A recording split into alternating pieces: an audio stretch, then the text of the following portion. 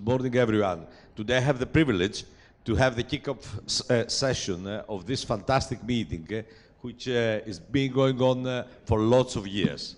And now it's been a tradition for the whole of the southeast of Europe, and is on everything new on transcatheter heart valves. We have a fantastic panel with moderators, with Dr. Mavrogianni from Salonika, Dr. Karabinos, a well-known expert in echo, and Dr. Koutousis. And we will start immediately with the first talk from Dr. Karamassis, who is going to say everything that he is going on TAVIs in cardiogenic shock. George, please have the floor. Thank you very much. Thank you very much, Professor. It's Grigoris, of course. I would like to thank Dr. Sparias, Mr. Patakos, and the organizing committee for the invitation to participate in this very interesting session. I will talk about TAVI in cardiogenic shock. Aortic stenosis is not uncommon in patients presenting with acute heart failure, as we see from this large European registry. What is more important, though, is that aortic stenosis is a factor that predisposes for adverse clinical outcomes, as you can see on the right hand of the screen. From our data in Atiko University Hospital, from the data that the cardiogenic shock team that we have developed has accumulated, we see that severe aortic stenosis is the cause of cardiogenic shock in around 7% of the cases. It is a small number, but still important, since we can do something for this patient and improve their outcomes. I will take a step back and go to the pathophysiology of cardiogenic shock, just to remind you that cardiogenic shock is not just a dysfunction of the left ventricle. Also it involves mechanism of ischemia, vasoconstriction, congestion, and inflammation. And through this mechanism, a vicious cycle is created, a spiral, that at the end, if there is no intervention, it will lead to the death of the patient. And as you can see here, we try to intervene in this spiral, for example, with revascularization in the case of acute myocardial infarction-related cardiogenic shock. It is similar with aortic stenosis. A similar thing happened. Aortic stenosis causes subendocardial ischemia. It decreases the preload, it increases the afterload, and then it leads to acute decompensated and at the end death. So it is important to intervene in order to break this cycle and improve the outcomes of the patient. As cardiac surgery is extremely high risk in these patients, historically, balloon valvuloplasty has been proposed for this patient. But as you can see in this table, which accumulates all the registries that have been published on the above in cardiogenic shock, 30-day mortality remains very high. As you can see, and I will look at the bottom of the table where the more recent trials are, mortality is 40, 50% or even more. So BAV is, although it may offer something, is not the best treatment for this patient. Having this in mind, the last 10 years, TAVI has been proposed as an alternative, and you can see in this table the registries that have been published up to now. I will highlight 3 things. One is the small number of this registry, with the exception of the one from STS that I will talk about it later. The other is that, yes, the mortality, the 30-day mortality is much reduced if we compare it with the mortality from BAV, but still it is quite high. Nevertheless, most of these publications come from an early era of TAVI. So recently we have this important publication in European Heart Journal. It was published a few months ago in 2023, and it comes from the US, presented data from the STS ACC registry. These data are quite contemporary, as the study ran from 2015 to 2022. As you can see, this registry is a huge registry with hundreds of thousands of patients. 1.6% of them, it's a bit difficult to solve, so I cannot do it. 1.6% of them had cardiogenic shock. Cardiogenic shock was defined in this study as coding of cardiogenic shock, pre-procedural use of inotropes or mechanical circulatory support or cardiac arrest within 24 hours prior to TAVI.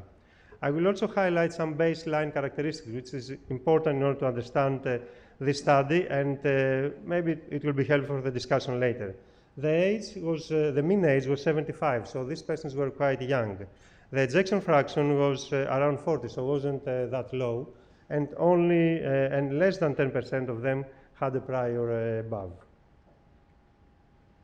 What the researchers did is that they did a propensity score analysis. So they had almost 5,000 of patients with cardiogenic shock and compare them with similar patients that did not have shock. And you see the one-year results.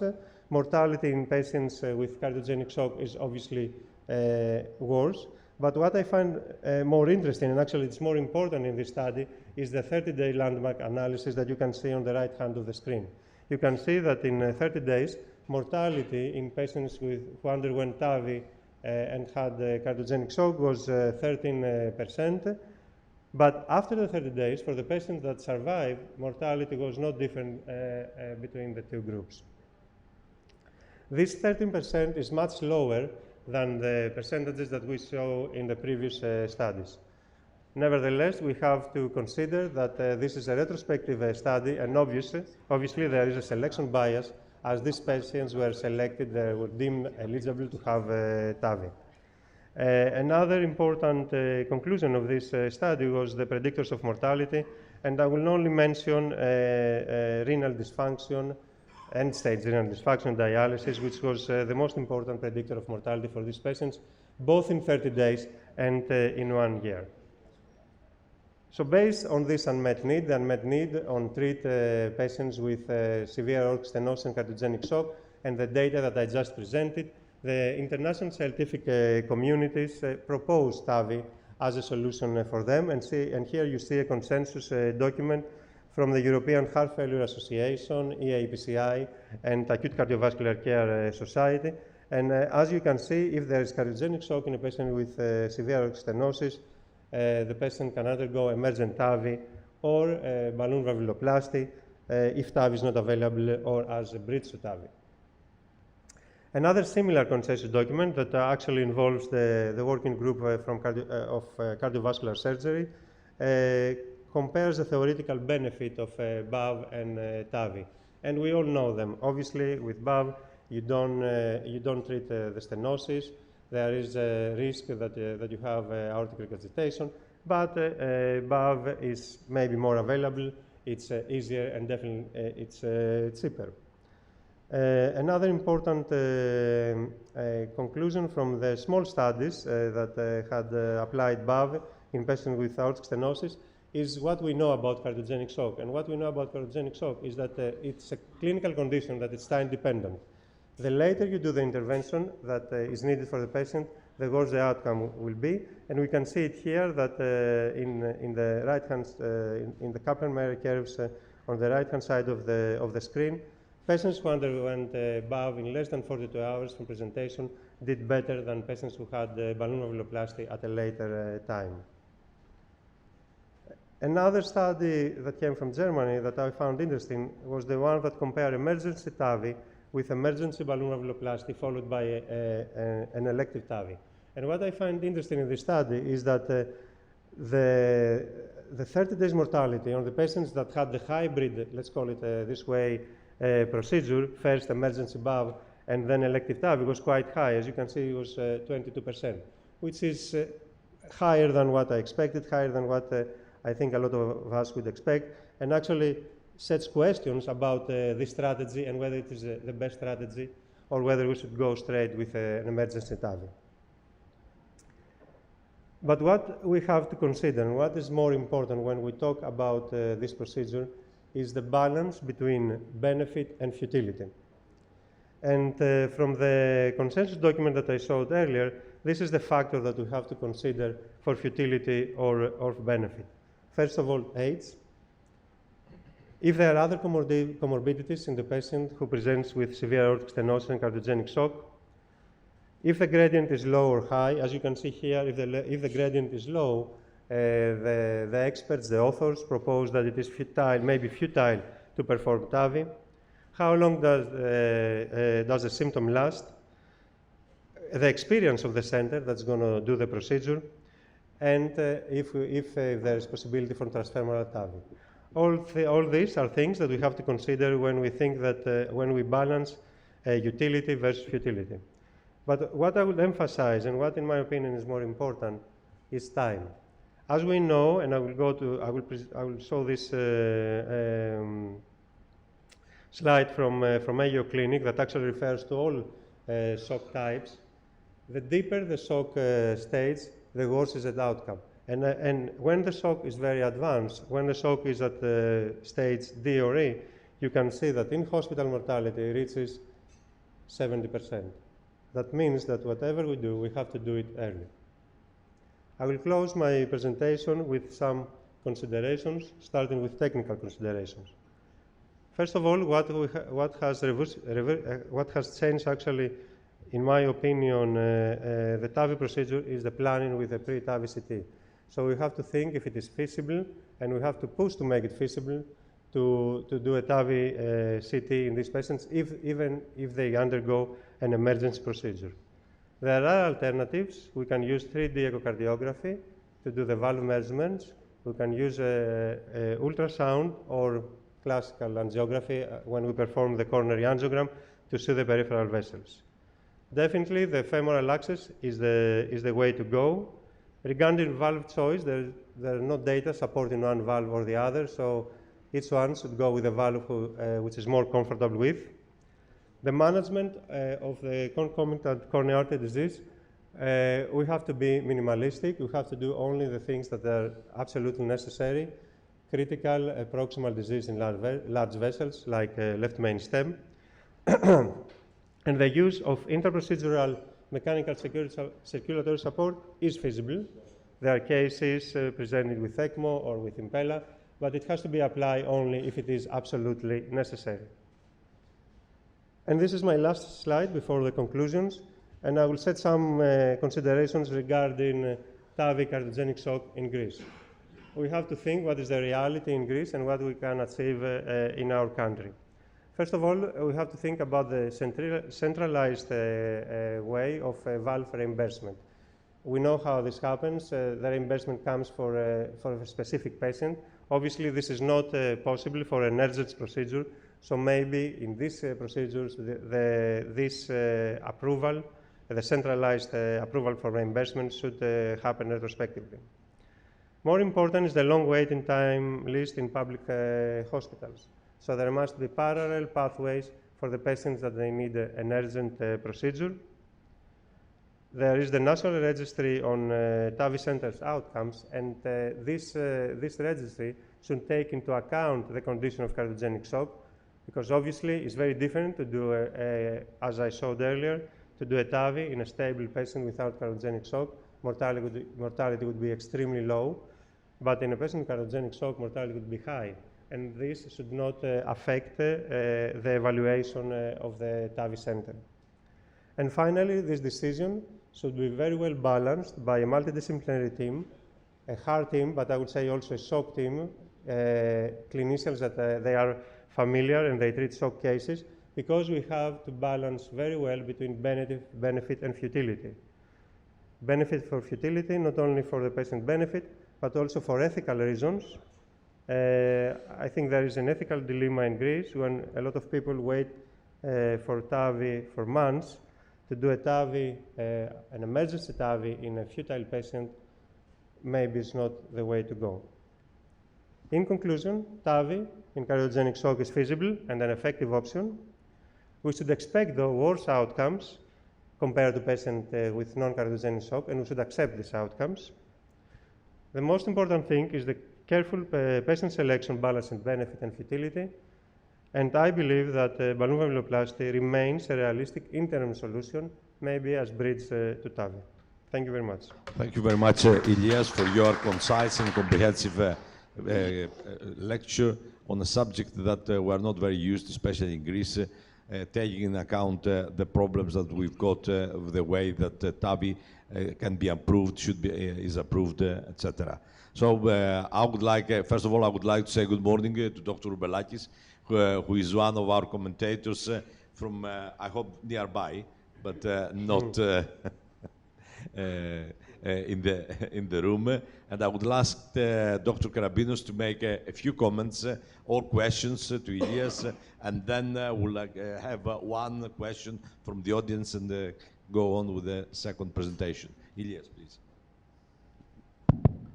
Good morning, everybody. I'd like to thank Kostas and the organizing committee for this kind invitation. I come from Euroclinic, and it has just very recently started the program with TAVI after 5 years intermission. So we may have the opportunity to expand our experience in this field. Congratulations for this very thoughtful presentation. Just very few clarifications. You showed this TVT registry, which is really impressive. Over 15,000 patients from USA. It was with SAPIEN 3 valve. Exactly. Yeah, only it was not with core valve. The definition regarding the cardiogenic shock, which is a matter of interest, sometimes there is a confusion about definitions regarding, for example, inotropes, regarding blood pressure, which is not a mandatory prerequisite to define cardiogenic shock, since sometimes borderline pressures 9 to 10 or over 10 may coexist in cardiogenic shock. However, lactic acidosis is there is always, and we have to look at that. Regarding BAV, I think it's okay. It's a solution when you don't have anything else to do, but the numbers are really very bad. 70% in some registries, the 1 year mortality. 3D echo, it may be a solution when this procedure has to be performed in an emergency condition. But we have to confess that we underestimate just 1 to 2 millimeters as compared to computed tomography. And we have seen that in a very recent meta-analysis regarding 3D echo in TAVI.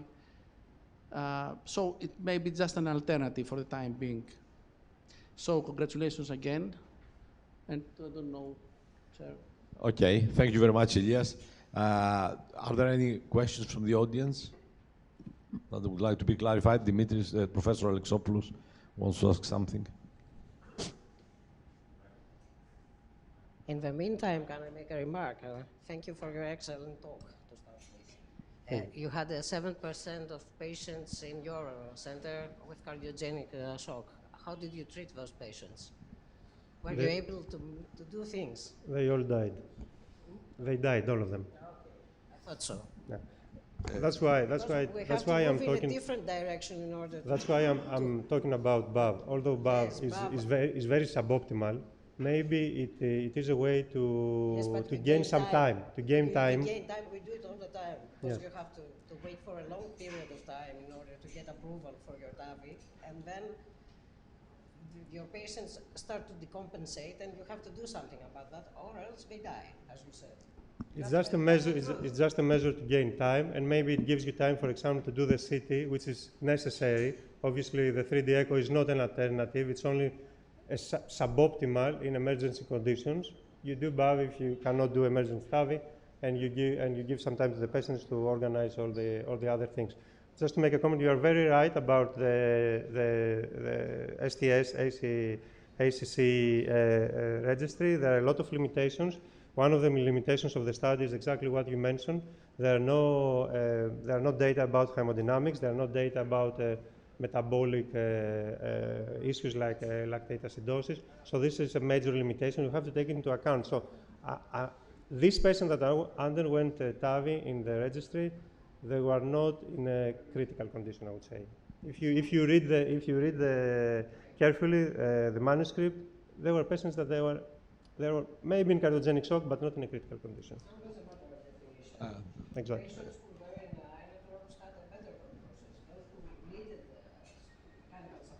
Worse.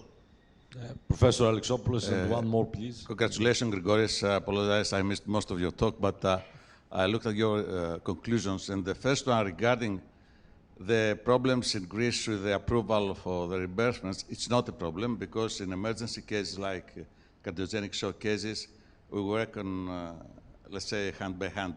We don't wait the 2 weeks process. It can take half of a day. So it's not a real problem. If there is an emergency case, we accept the applications and we approve it the same day. Yeah, that's very reassuring. Dr. Kilic wants to make a comment. Please do. We are very glad that you are here, participating in this congress from Turkey. Excellent presentation, thank you. I want to ask a question. Is there any comment about balloon sizes used in the study? Because we know that in the past, when they use larger balloons, this means increased risk of development of aortic regurgitation at the index procedure. So is there any comment on the study? I don't remember, to be honest, but I think that you make a very interesting comment that to use a smaller balloon for BAV still can have the effect that you expect and be safer. So I understand that this is your comment. And also there are some important new development balloons, like V8 balloon, and this opened the valve different mechanism. So maybe in our countries, like the problems, especially in cardiogenic shock patients, these kind of balloons can be good alternatives. Thank you. Thank you very much. Thanks, Elias. And let's move to the next presentation, who is from Dr. Lachios. I think Dr. Lachios is going to be connected virtually, and he is going to talk on something that is deep into his heart. He is speaking a lot about that, and I fully agree that TAVI is not just one procedure. TAVI is two procedures. One is the aortic valve, and the other is the access, and he's going to talk to us about the alternative access sites for TAVI. Thanks very much, George. Good morning to everybody. My deepest apologies, my deepest thanks for inviting. Sound okay? Now we can't see you, but I'm sure they will sort it out. Okay, they will sort it out. As long as you see the slides. Slides okay? Nothing is okay for the time being, okay, except for your voice. Start with slowly. Tell me when now it's fine. It's okay? Yeah, now it's fine. Thank you. Okay, so thanks for the invitation. Thanks for the kind introduction, and I will take 10 minutes to tell you everything that I have in mind about alternative slides. My deepest sorry for not being there, so I'm very, very close. So let's talk about what we can do when we don't have femorals. That thing, we don't have femorals, was not an issue back 20 years now, because we tried to save unsalvageable patients. But the comment I want to make here is that with a self-expanding valve from day one, the transfemoral route operated by us, the cardiologists, and closed down by us, the cardiologists, was the default options. Other technologies needed some 5 to 10 year time to catch up, because at that time they were dealing with surgical cut down. So the surgical option was in hand, on the table from day one. Now, meaning now 5 years ago, TAVI is an everyday case in many, many experienced labs. I'm not showing you to show that the gradient went down. I'm just showing you to see the times, like in 20 minutes, skin to skin, the gradient goes from 50 to 0. And that's something that's very, very fascinating. And we've written that down. It's the same time around 2019, the people that at that time were dealing with TAVI. Data from the States, from the STS registry, that started to show what happens in the real world, say that nowadays almost 95% of cases are being done transfemoral, and only 5% of the TAVI cases are being done, are being performed by alternate sites. The guidelines that came later on, about 2021, say that you have two TAVIs. You have the transfemoral TAVI, which is the TAVI that we all talk about, and you have alternative sites, alternative access option TAVI. When you mean alternative, you have to make a much more serious and deep consideration about the alternative option that is surgery, because transfemoral TAVI does not equal to non-transfemoral TAVI. And we have data to show that all the good data being TAVI equal, non-inferior, then equal, than in across all risk profiles, from very seriously diseased patients to low risk patients, are dealing with transfemoral TAVI. When you go non-transfemoral, the numbers for us interventional cardiologists are not that good, and that's from the initial partner and from the partner trial. And you have alternative access, you lose your so-called advantage over the surgical colleagues, and I can see a lot. And that, again, from the STS registry, you see from a medium 3% mortality in transfemoral against thousands and thousands of patients. When you go to alternate sites for access, you have to accept, you have to talk to your patient that the accepted mortality rate goes up. So I close this introduction by once again stating that transfemoral TAVI is not the same as not transfemoral TAVI. So why do we have to deal with non-transfemoral TAVI? Why don't we just put everybody in? Because big seats are big seats. Initially we were 22, then they went to 18, then we went down to 14, and I think that's going to be the end of it. And when you have a very tortuous vessel or you have a very stenotic vessel, you just cannot push your stuff across that vessel. You cannot push that 5mm sheath or system across that stenosed or tortuous vessel. And that's from the editorial from Winteker last summer that says you have a spectrum of a whole gray zone, from a perfect candidate on the left to a little bit calcified or tortuous to a lot of calcified, or you have complete peripheral artery disease with occlusion, or you have a TEVR, although we put through a few TEVRs inside me and Kostas Toutsos. But then you have serious, serious unfavorable anatomies, which for just plain anatomical reasons, you cannot push stuff across. But if you just have some stenosis, you can deal with that in order to proceed with transfemoral TAVI by doing a peripheral angioplasty. And that's a common practice. We've started with easy lesions, and now they have the whole thing about paving the way all the way up with crushing balloons and with shocking balloons and all that stuff. So you have a way to avoid non-transfemoral TAVI. When you cannot avoid transfemoral TAVI, and that's a consensus, a level of evidence C, that's expert people like you said, when they are inoperable and you cannot do transfemoral TAVI, then the non-transfemoral TAVI is the third option and not the second option. And regarding access, also from the same STS registry, you see you can have transapical and you can have subclavian, which is number one in numbers, and then you can have direct aortic, and then you have so-called, in my mind, exotic options like carotid or subclavian. The thing is, with all these options, you need anesthesia.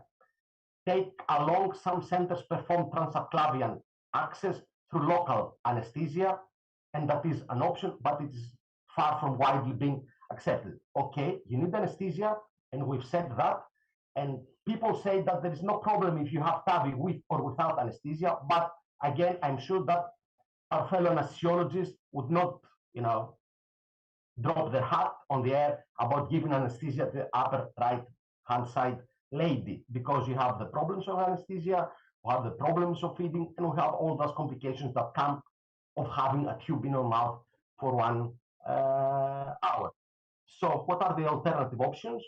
Subclavian options. So you do a small incision, you need the second team, you need a set-up room for operation, so you need the second team, you need the third team of anesthesiologists.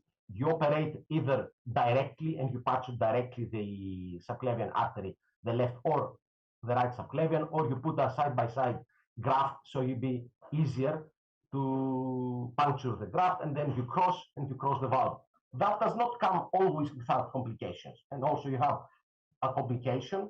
Here you can see there was a dissection of the subclavian artery after a TAVI, which dissection led to the occlusion of the functioning left IMA. And then we had at the end of the procedure to perform transcorval left main PCI because we occluded with our operation the left subclavian artery and the lima. But also again, we have not another option. Here you see you can also, it was the only option at that time meaning 10 years ago, and that was the first case we sent in the first ever PCR London valves. We had to do transsubclavian in the same way that we do in the peripheral arteries angioplasty. We can do transapical. It was very widely in balloon expandable valve used, especially in the initial seats that needed to be 20 or 22 French. The surgeon with a small hole at the beating heart performs a puncture and then closes the puncture, and it is an easy option not only for the aortic valve and also for mitral valves. You have the direct aortic with a small incision. You puncture the ascending aorta more than 6 centimeters above the aortic annulus, and we were proud we were the first to describe and to present, to perform that. And it could have some theoretical proven benefits against transapical, but it is not either the transapical or the transaortic. It should be inferior to the extra cage to the subclavian surgery. So if you can avoid surgery, avoid it. And if you can have extra thoracic cage surgery, it's better than having intrathoracic cage surgery. What this method led to was to the manufacture by companies of sutureless surgical valves that more or less were based on the same way. There are the exotic options. You can puncture the carotid artery and be close to the heart. You can puncture through the inferior vena cava the descending, the thorax, the abdominal aorta, and then close it by means of closing a PFO on your way out. They have good results. I have not done it. I'm sure that in these cases, the surgical would not be a bad option. And cleaning and closing, I would say that the more you add surgery, the more you add problems to your patient, and the more you have to think and to discuss with the patient the alternative option. In the 95% of cases above 70 years old that you can do transfemoral TAVI, you should proceed. If you can do something to make the transfemoral option possible, you should do that. Otherwise, you have to do another discussion. It's not TAVI versus surgery, it's TAVI versus surgical TAVI versus surgery. And that's what the guidelines say. If you can do transfemoral TAVI, proceed. If it's impossible, you better do surgery than doing a sort of hybrid surgery TAVI. Otherwise, I've done a 96-year-old, if the surgery is always out of the option, then you can try to do alternate option. Thank you for your attention. Sorry again for not being here. I'm happy to discuss any questions you might have. All your experience to us and to our audience, and I would like now to ask Dr. Mavrogianni if she wants to make any comment or have any questions, and then ask the audience. No, I have no comments to make. I think, of course, your first choice is always the transfemoral access. If you don't have the transfemoral access option, then subclavian is rather good, but it's tricky and it's technically challenging if you don't have enough numbers. How many patients did you go to via subclavian, George? How many patients did you treat via subclavian route? Overall, as a percentage. I didn't hear you. Clear? Overall, or as a percentage? As a percentage, it's about 1 out of 30. Nowadays, that the seat with some has gone down to 14, there are even less. Okay, perfect. This is your second choice. You always Yes, you should always go transfemoral. This is the second and third option when your transfemoral is very hostile. I have no comments to make. Dr. Bellakis wants to have a comment. Please do, Dr. Bellakis. I know that you're a bit difficult not being around, but now we've seen you. You're okay. Please do. Morning to everyone. Thank you for the invitation of this fantastic meeting. I'm not there. I'm just probably 1 kilometer or 2 kilometers away, but it's unfortunate I cannot be with physical presence. Congratulations, Dr. Latsios, for his excellent presentation. I just would like to make a comment. Sometimes we consider the sutureless aortic valves to be an alternative to TAVI, which is not exactly true, because still these valves do need to put the patient on bypass and still do need some sort of incision. So more or less, these valves are made to make the surgical time less and maybe treat some more hostile aorta. So still, it's not a good, let's say, it's not something comparable to TAVI. Now, my second question is, I just tried to think what happens to these patients that one of these cases was described by George, who have patent lemurs. These patients are basically, no surgeon wants to operate and do a redo operation on somebody who has a patent lemur. We prefer these patients going for TAVI if they develop aortic stenosis after bypass surgery. And I know that the subclavian access on the left side is the preferable one when we're doing transsubclavian TAVI, but then we have to deal with the lemur, and occlusion or dissection might cause unfavorable outcomes, and it was a good save what George did. But I was wondering whether these patients should be considered for a different access route straight on. I mean, when we see a patent lemur and we have no access to transfemoral access, whether we should go transaortic or transapical or a different access. Thank you. Okay, thank you, Dr. Beralakis. Thank you, Apostolis. First of all, the case with the occluded lemur was something that happened back in 2008. So nowadays, when we have the bad option of a patient that's been, let's say, 85, that's got a patent lemur, and that's got a severe stenosis, and that's got no peripheral access, then we have a big problem, and we have to deeply discuss all the options. So we cannot go transfemoral, we are not willing to go trans-left subclavian. We can have to see what the other options are. Per se, the patent lemur is not a contraindication to transsubclavian TAVI. If you have a big subclavian, then you're not afraid that you will occlude the lemur. If you can avoid it, it should be avoided if you have an alternative option. But again, let me say that the cases nowadays, with the help of the companies that are shrinking the sheets, the cases that you cannot go, the companies shrink the sheets, and the experience of the operators of going transfemorally through TEVARs, through angioplasties, through peripheral angioplasties increases. So the cases that would need to go surgically much decrease. Quick question. The last one by Dr. Patakos, because we have to. Yeah, just so in the sake of time, fantastic. Thank you, Dr. Latsios, for being with us. It was a fantastic talk. You know, I always think about a little bit these alternative access routes. Part of the issue is, I think, clearly we all know transfemoral has the best results.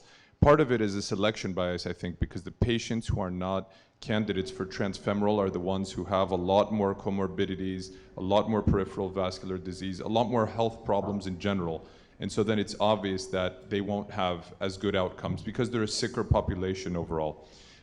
We have jumped late on the bandwagon for doing a transcarotid TAVR, but I think it's a very good option, especially in cases like Dr. Roubalakis and yourself are talking about patients who have a patent lemur LAD. You don't want to go subclavian. I think the transcarotid route, as scary as it sounds initially, we've had a good, limited early initial experience, no strokes.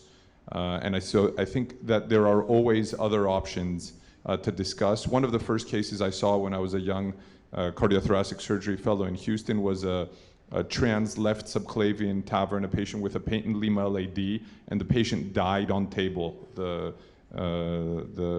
vessel was dissected, the flow in the lemur stopped, and the patient coded on table and died. So it's a very traumatic experience. So I would say that that's something that should definitely be avoided, especially when in this day and age of exotic things like transcaval, there's always, in transapical, there's always another option. But thank you for your excellent talk, and I'd love to hear your thoughts. Thank you very much, Dr. Patakos. Thank you very much, George. And we have to proceed with our next speaker, who is a fantastic young operator, not as young as I remember him, but still young, Dr. Kalogeropoulos, who is going to add to our experience his views about TAVI for aortic regurgitation, a field that hasn't started in Greece, but we hope that will start soon, or possibly has started to a certain extent.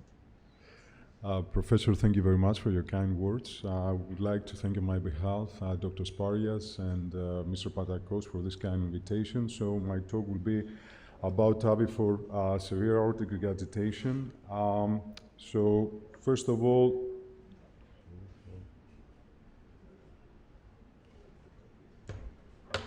as I'm pressing the arrows. Okay. Okay. Severe AR is not so uncommon as we probably think. It's something that does exist, and definitely we need to pay more attention. So we can appreciate that pure severe AR is definitely less common compared to severe aortic stenosis, but it's still there, especially in older population. So how these patients are doing, and if we don't do anything, so we would just do a conservative approach, and we can appreciate that probably is a bit more indolent course compared to severe AS, which all know that mortality rates are around 50% in 2 years. This is a 10-year course of the disease, and however, we can see that this mortality inclines steeply in patients that are decompensated. So with a functional class of 3 or 4, we can see that at 5 years, the mortality rate is approximately 70%. So does intervention associate with better outcomes in these patients? Definitely does. And it seems that early intervention is much better than later one, and we can appreciate that the prognosis in patients with functional class 3 or 4 is worse compared to. So what are the guidelines say about treating severe AR cases with a transcatheter approach? Definitely are not favorable for this approach. It's a class 3 according to the American guidelines. However, is recommended that is rarely feasible and inhibitive surgical risk, subject of course to appropriate anatomy based on the annular size or some annular calcification. And why is that? So this is a big registry from the US that has shown that patients that undergo transcatheter intervention for severe AR are doing much worse compared to ACE cases. We have higher rates of device migration and embolization, higher convention rate to surgery, and a higher rate of re-intervention. In fact, the 30-day mortality rate is about 15.5%. Now, regarding the performance of the already available devices, so we can see that the early generation devices are doing much worse. We have higher mortality, higher residual paravalvular AR, and rates of device migration. The new generation devices are doing slightly better, but again, the rates are pretty high. And another thing that we should pay attention is the residual AR that in rates of at least moderate severity is associated with much worse prognosis compared to mild or no AR. So what are the challenges that we're dealing with when we consider a transcatheter approach in aortic agitation, pure aortic agitation? So essentially the main problem is insufficient anchoring, and essentially this is related to the significant lack of calcification in the annulus and the valve leaflets. Large annulus that we often see in patients with severe AR. And of course, the insufficient anchoring is associated with further repercussions, including higher risk of dislocation of the valve, higher rates of residual aortic regurgitation, and because of transcatheter heart valve oversizing, a risk of annular rupture. Another consideration is the suboptimal fluoroscopic visualization because of the lack of calcification, which is a bit challenging when we're trying to position the valve. So what are the anchoring mechanisms? So these are different based on the actual platform that we use. So for the self-expanding valves, we have two sides of anchoring. So one is the annulus, and the other one is the side where the frame outflow of the valve is reaching the wall of the root. So if the frame is in touch with the root, then this can give an additional friction that could improve the anchoring. For balloon expandable valves, the only side is the annulus. And for the dedicated devices, apart from the annulus, we also have anchoring mechanisms regarding the leaflets. So what we know so far about the performance, especially of the conventional platforms, so we can see that the 30-day mortality is almost prohibitive. So in some case series is almost 23%. We have significantly higher rates of residual aortic regurgitation, moderate or severe aortic regurgitation, almost 20%. And we have, of course, higher rates of embolization. However, the most recently published ALIGN-AR study that evaluated the efficacy and the safety of the JENA trilogy valve showed very promising results that approaching the rates of TAVI in AS cases with a 30-day mortality of only 2.2%, residual moderate AR of severe AR of only 0.6%, and rates of embolization of only 2.2%.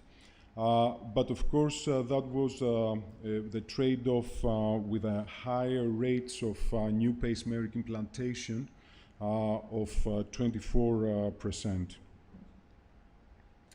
So this is the trilogy valve. It's a nitinol frame, self-expanding platform with a porcine pericardial tissue. We can appreciate the three large cells that facilitate coronary access post-implantation, and also the three locators for the commissural alignment. The valve is delivered through a pre-shaped 18 French sheath, which allows the torquing of the device in order to achieve proper commissural alignment. So the valve is positioned and deployed in 3 stages. So first we perform the alignment based on the 3 locators. Then the locators clip onto the native leaflets. So in order to achieve a natural seal and stable securement, and finally we deploy the valves and facilitate the coronary access with the big cells. Now, I will present a case very briefly. This is my British experience, a case I performed with my British colleagues at St. Thomas's Hospital. This is a 76-year-old lady, quite frail, quite symptomatic, with a functional class of 3 or 4. Many comorbidities, and the transthoracic echocardiogram showed reduced LV systolic function with moderate severe aortic agitation and also pulmonary hypertension. We can appreciate here the severity of AR. So this case was discussed in the local heart team meeting, and the consensus was for a transcatheter approach, subject of course to appropriateness of the underlying anatomy. So here's the CT scan. We can see there's a lack of calcification. We can appreciate the thickening of the valve leaflets. In terms of annular size, there's a perimeter of 79.1 millimeters and almost equal size LVOT. And good sizes of the sinuses of Valsalva and also STJ diameter and height. And the coronaries were pretty good as well. Coronary heights around 15 millimeters. So we opted for 34 millimeter evolute effects and with oversizing of approximately 30% based on the annular measurements. These are the legs, so small vessels, but without any significant disease. So we went with dual transfemoral access, so right transfemoral access with insertion of the A-line sheath of the valves. Here we can appreciate the setup shots, 3-cusp view, and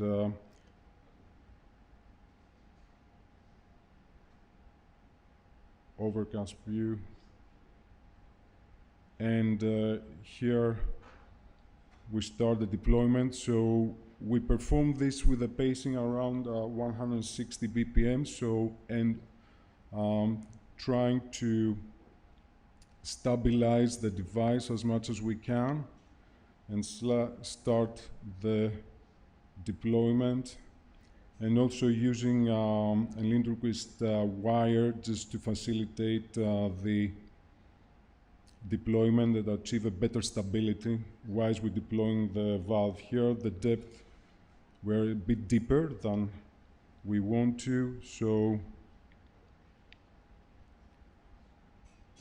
we do a bit of recapturing.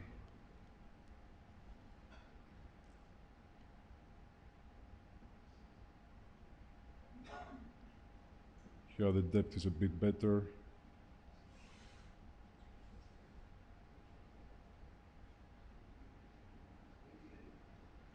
And finally we release the valve. And this is the LAO views. Even though at the final view you can see the bit of diving of the valve, but without migration. And this is the final echo. And we can appreciate no residual AR and good hemodynamics. So in conclusion, TAVIs were essentially designed for the treatment of degenerative calcific aortic stenosis.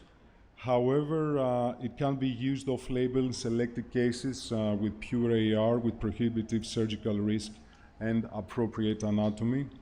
The clinical results are, however, variable, slightly better outcomes with the next generation devices.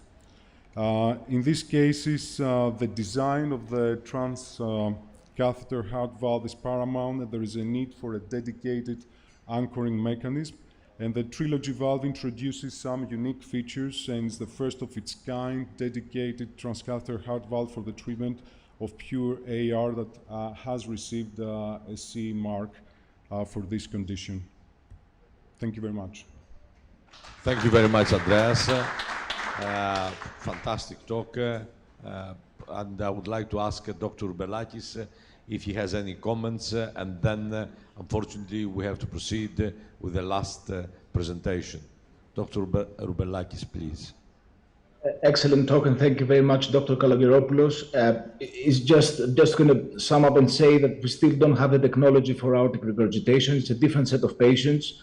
The peak age is between 40 and 60, and younger patients with low surgical risk. So before we reach the point where we can discuss about options with aortic regurgitation, we still have a path to follow and a mountain to climb made before these patients. Thank you very much. Thank you very much, Andreas. Thank you very much, Dr. Rubelakis. Can I ask you a question? Because the question is directly to you. Do you, yeah, you're an imager, and you're one of the finest and best imagers in Greece. Do you think that aortic regurgitation is diagnosed properly? Or are we under-diagnosing aortic regurgitation? And do you think echo suffices in order to make that diagnosis? Or do you need to utilize extra measures in order to have the correct answer of whether it's severe or moderately severe or things like that? Because insufficiencies are much, much more common than stenosis. And we are talking about aortic stenosis, and the first slide, I think, was not correct. regurgitations are more often than stenosis? Very shortly, a great issue. Actually, aortic regurgitation is really a challenge for echocardiography.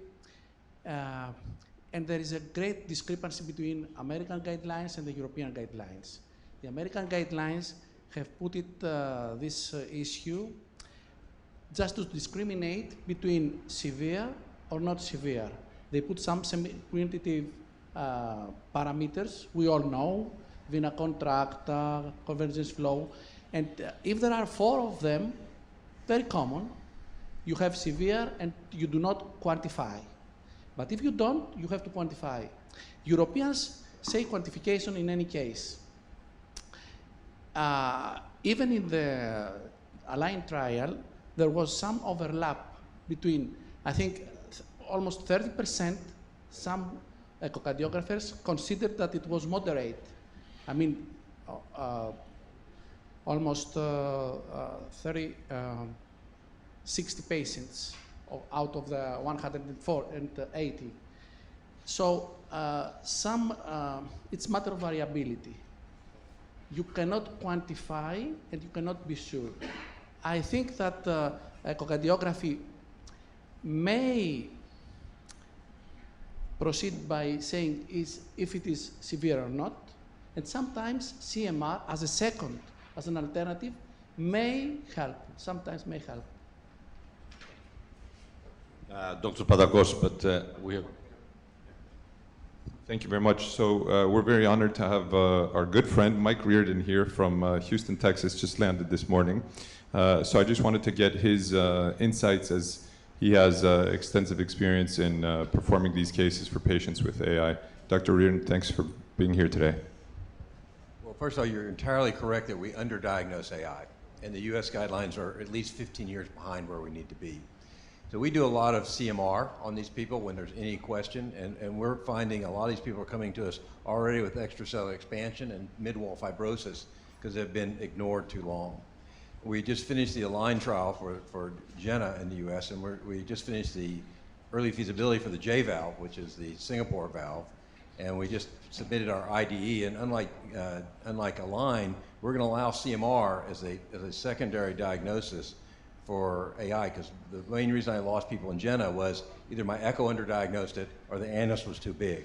And so now we're going to use CMR to also look at that, and J-valve actually has a bigger size. And these all come to us as when they're low risk, we love these as surgeons because they all have big annus, so they get nice big valves. And also, when you have central regurgitation, if you're a good patient, we can fix most of these. And if we can fix your valve rather than replace your valve, you're always better. But you're spot on.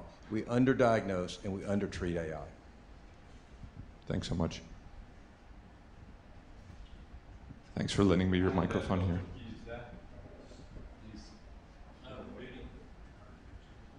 Very short comment.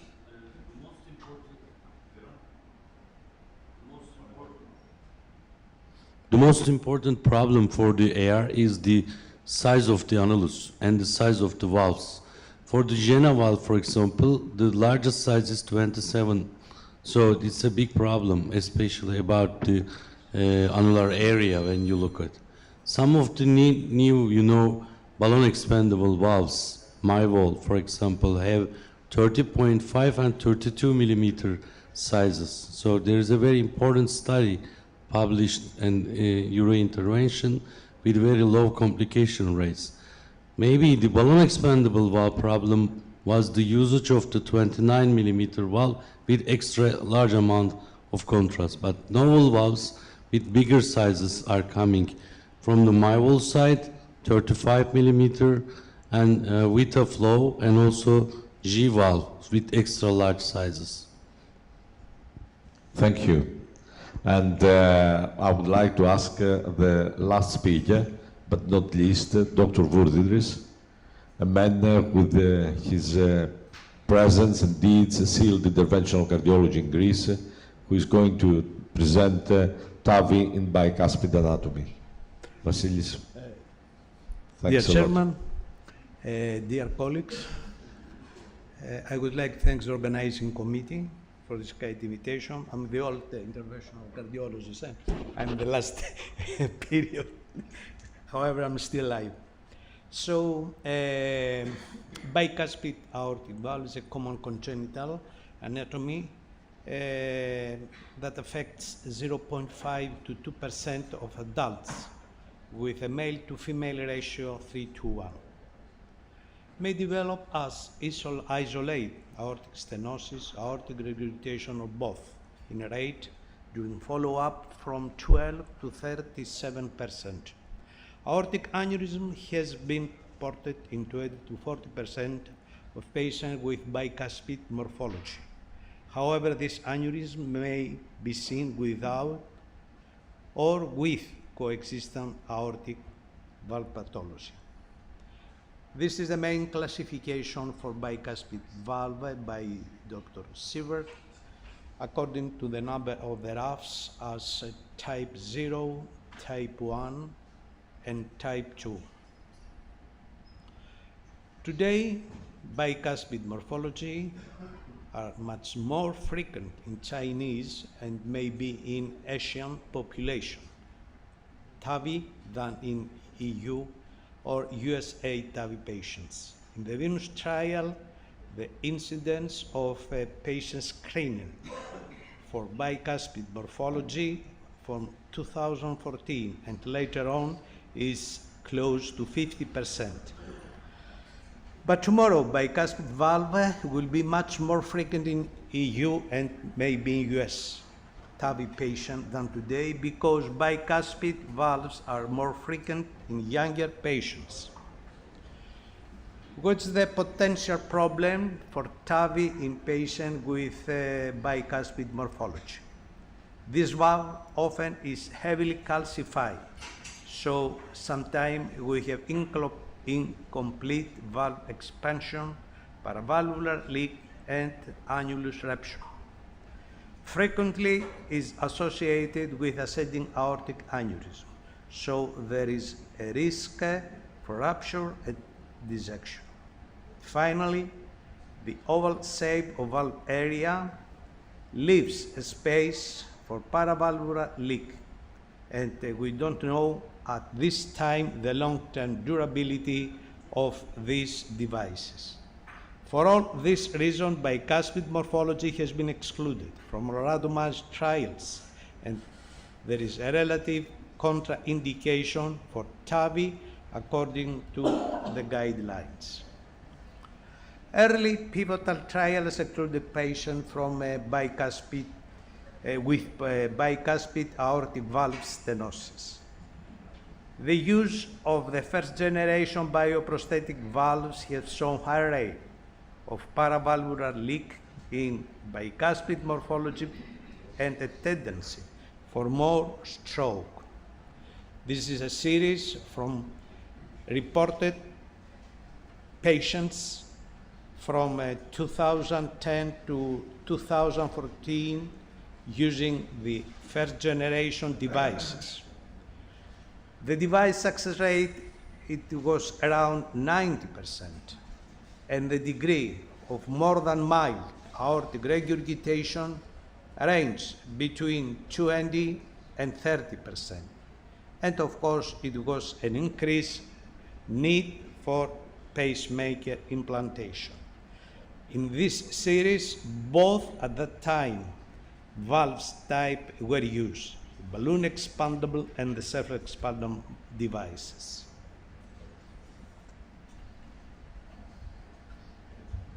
This is the first. May I have this, please?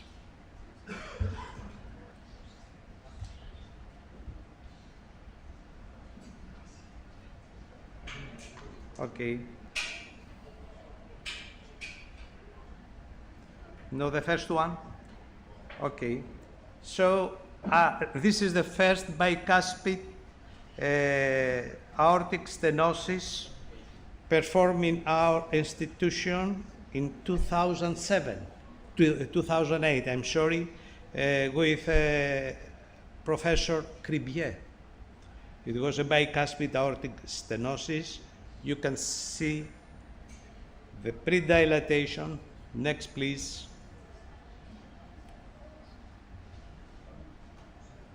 It was quite difficult, very, very difficult with the technology of this period to advance the valve through the bicuspid morphology. Finally, it was succeeded. And the final result was good, but we have a dissection. It was a small dissection treated medically. However, now data from the new generation TAVI devices have shown better results. No difference in mortality rate at 30 days and 1 year, and the stroke rate at 30 days still is higher in patients with bicuspid morphology. This is data from the STS-ACC-TAVI registry using the SAPIEN 3 valve from June 2015 to 2018. 2,726 bicuspid aortic stenosis patients were treated with the SAPIEN 3 device. At 1 year, the mortality, all-cause mortality, was statistically better in patients with bicuspid morphology, and there was no difference in the incidence of stroke. These are more recent data from China in patients with bicuspid morphology type 0. This is a retrospective study from 28 centers with a follow-up at least 30 days. The technical success was 98%, all-cause mortality less than 1%, and the stroke rate 3.6. The imaging evaluation of calcium distribution and morphology is very, very important. The sizing, implant strategy, and depth based on CT are essential.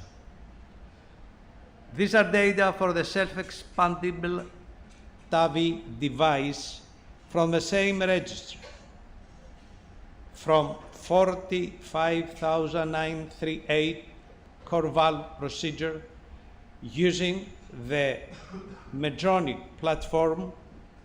The first core valve, the Evolut R and the Evolut Pro devices have shown all-cause mortality that was low, with Evolut R and Pro 2.4 to 3%, stroke rate between 3 and 5, and permanent pacemaker decrease from 25% with the core valve to 8 to 11.2 with the Evolut Pro devices.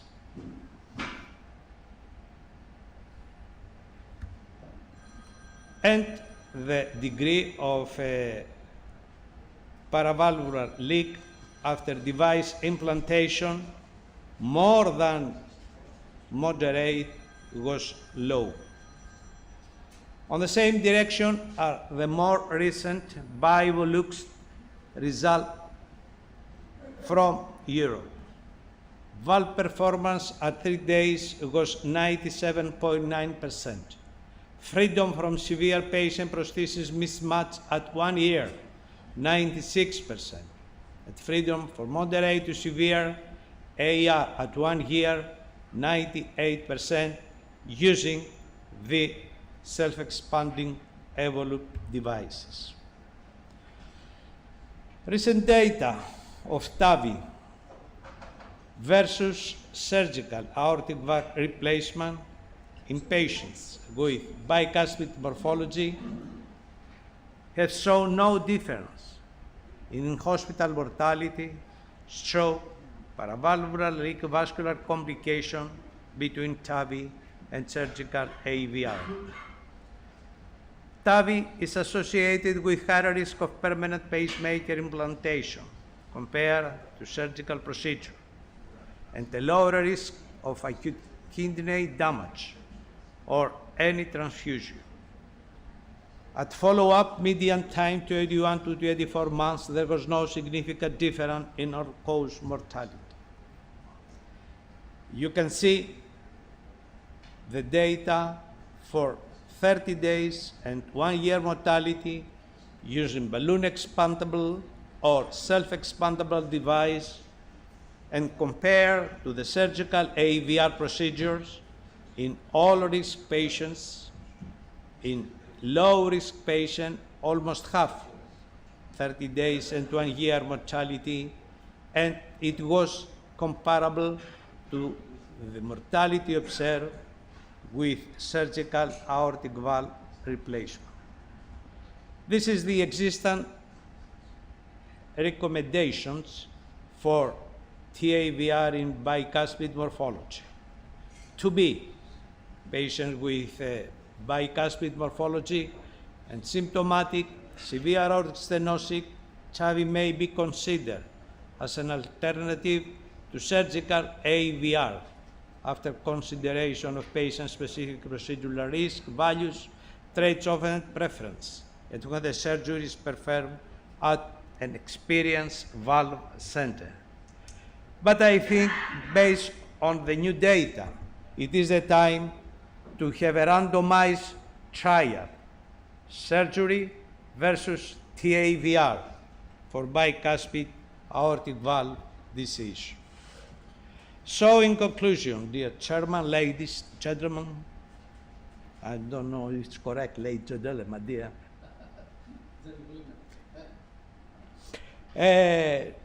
TAVI in bicuspid valve is feasible, but may be technically more difficult than the tricuspid valves. Results are comparable to the results of tricuspid valves. Paravalvular leaks may be more frequent. Rupture of the ascending aorta in patients with ascending aneurysm may occur. Oversizing of the valve should be avoided. Better results can be expected with better round.